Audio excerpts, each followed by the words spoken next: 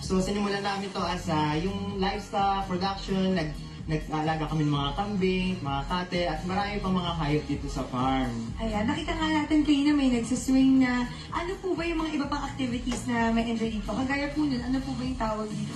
Ayan, aside sa makikita nila ating mga alagang hayop, yung mga bisita natin ay pwede rin na i-enjoy ang ating mga attractions dito sa farm. So, ito ay ginawa namin para mahikayat at maging mabuhay ang ating agriturismo dito sa bansa. Napakaganda naman na layunin yun, sir. Pero ano ba yung pinaka-paborito niyong activity na ine-enjoy niyo dito sa farm kayo? Well, ang pinaka-highlight at pinamamalaki namin dito sa farm ay itong aming rope courses, obstacle rope courses. So, mag-enjoy sila dito sa outdoor activities at fitness din to. Pwede din silang yung mga companies, pwede silang mag-team building dito. Team building dito, Yes po. pambuo ng camaraderie at para pampalakas ng loob. At syempre, pa-summer na, so para rin mas fit yung mga detalye Tama, dito. tama. Maraming salamat po, Sir Tony, dyan.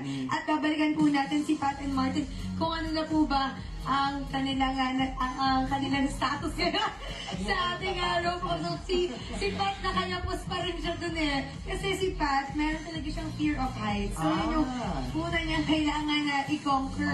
Eh ngayon naman si Martin, ayan, mukhang ready na. Ready na. So, ito rin ay isang obstacle para yun nga, malabanan natin o ma-overcome natin fear Pero of Sir heights. Tony, paano po nakasigurado tayo sa safety ng mga sasabak po dito sa rope obstacle? Yes po, equip tayo ng ating mga safety gears, lalo po yung helmet, especially yung ating mga harness. Yan, importante po yan.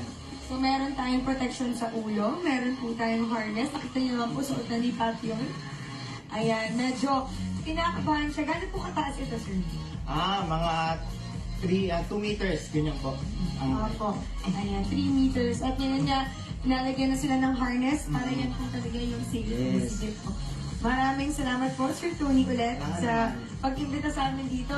Ngayon nga si Martin, mukhang nakakasal pa kay Pat eh. Pat, ano? Kaya na, Pat? Yes, go, Pat!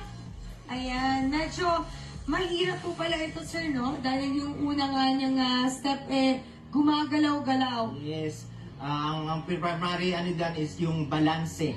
Yes po. Ayan, habang nga si Pat kailangan munang mag-breathe in, breathe out. Pabalikan natin yan dahil si Martin nangunguna na ngayon. Masyadong competitive. Ayan, nabalik po tayo ngayon dito sa Farm Cradle. Maraming salamat po at back to studio muna. Maraming salamat sa inyo, Pat, Roxy, and Martin.